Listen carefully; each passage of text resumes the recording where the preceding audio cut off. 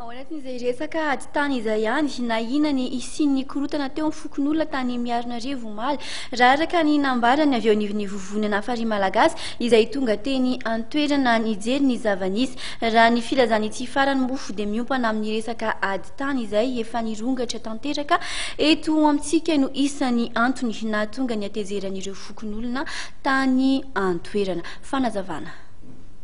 Teny amin'ny région Tasy to Miarinarivo dia nisy savorivory satria nisy andiam-pokonolona ny ainga avy any amin'ny 10 km miala avy any Lavory tonga to Miarinarivo. Ny zavatra nahatonga andreo fokonolona ireo zany dia nisy fiantsoana ny zandary azy mahakasika resaka ady tany eto dia miendrim-piterana ny zavatra nataony chef de région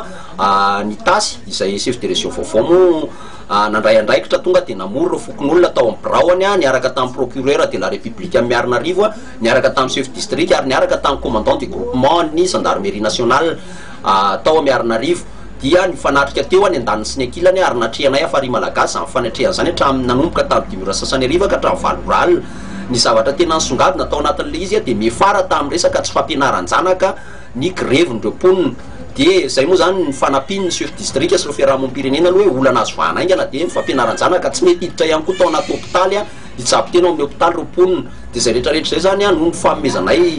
fipetra hoe andao arany horaisina aloha zay andraikitra faharoa zay voalohany zay fa ny andraikitra faharoa dia hoe idina ny toerana ny rehetra mahaolana momba ny ady tany. Ny zavatra tiana tenenina fotsiny dia hoe malahelo ireo fokonolona satria isaky misy zavatra mandeha dia inculpena foana izy ny zavatra tetavina ihany koa dia izahay tsy mihoatra ny lalàna misy fa ny zavatra misy dia tsy maintsy manara-dalàna ny andraikitra ny fiarahamonim-pirenena raha misy olona mitaraina fa vohitsakitsaka zoa dia ny zoa dia efa voafaritra ny lalàna ka raha misy olona mitaraina fa vohitsakitsaka ny zoa zany dia misy lalàna vohitsakitsaka ao ny andraikitra eo anatin'izay zany dia hoe aiza mipirofo dia inona mipirofo dia inona zavatra misy dia mandefa andraray eny amin'ny tompona andraiky mpanjakana. Izay zany eto androany dia miantso manokana ny tompona andraiky mpanjakana raisy ny andraikitra fa hivadika zavatra fa io resaka ao analavory io satria tsy zaka amin'ny fokonolona tsony. Zay moa zao hoe miezaka andefa tato isan'ambaratonga ny androany satria ny zavatra ary nary mampalahelo zavatra hoteneninay moa zay toe-tsaina tsy mendrika dia ny